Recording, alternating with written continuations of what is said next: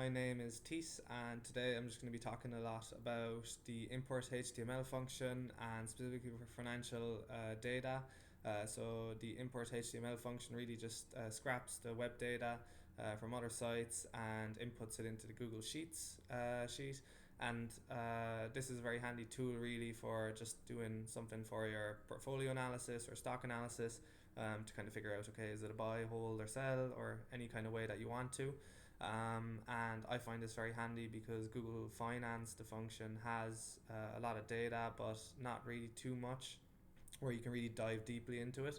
And so I do feel there are some other data that are handy and definitely can be used in the Google Sheets analysis. And so I want that, and I use the import HTML function.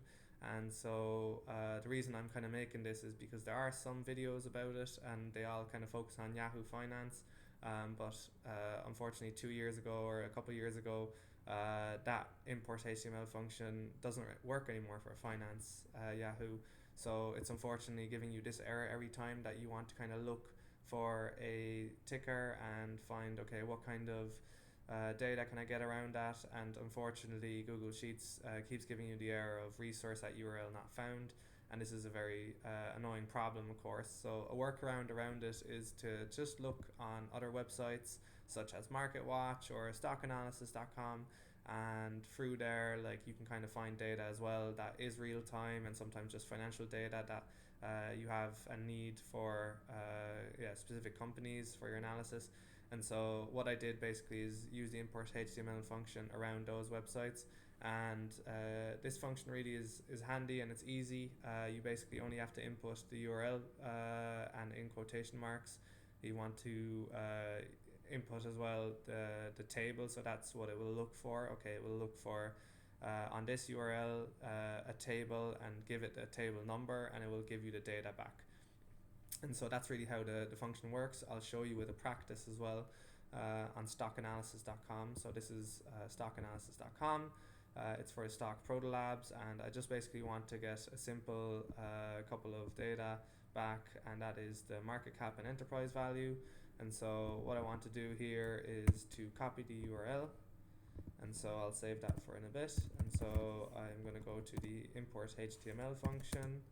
I will input the URL, and then I will also type in quotation marks table because I needed to find the table, and I'll give it a number as well because I want them to find a specific table in this web page. And so I will type in 1 because that is one of the first ones. It's usually ordered, and so you kind of have to sometimes play around with it to find your specific table. And so here, if I enter this, I will get the market cap and enterprise value for Proto Labs. This is very handy, of course, for any financial analysis that you want to kind of perform, especially if you want specific data. Here, for instance, I looked at the margins of the company itself. And so to look really for that, I kind of compare it with maybe the industry averages. And so that might be a handy kind of analysis. And so here I use the import HTML function as well. And then, okay, I looked for table 14. I played around with it until I maybe got it, which is not too much time. And so now it kind of updates automatically if it does change. With these margins, it doesn't change, I think, too often, but there are some other ones that might change more often. So for instance, here I looked at the import HTML function for Marketwatch, and so here they have like the recommendations. This changes more often. The target price, for instance, changes more often, and this will go continuously and automatically. So it's very handy to kind of have that instead of just having to do it manually. And so what I did, for instance, which is handy as well, is to add the index function. It's a handy tool as well to kind of just give you a specific column or row. So what I did here is like, okay, I already have the gross margin label, so I don't need that again. I just want this column for this ticker. So I basically used the import HTML function, but also the index before that. And so here, for instance, as well, which is handy to kind of know, is in quotation marks, I'll input the ticker because that's really how the URL is built up. So it gives you the stockanalysis.com stocks and then the ticker.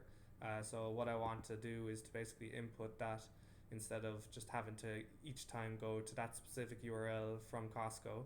So I'll just input that and then use the same table number, and then I want basically all rows for only column 2. So column 2 is this, and so that's what you see as well here. but now it will only just return a column 2 answers.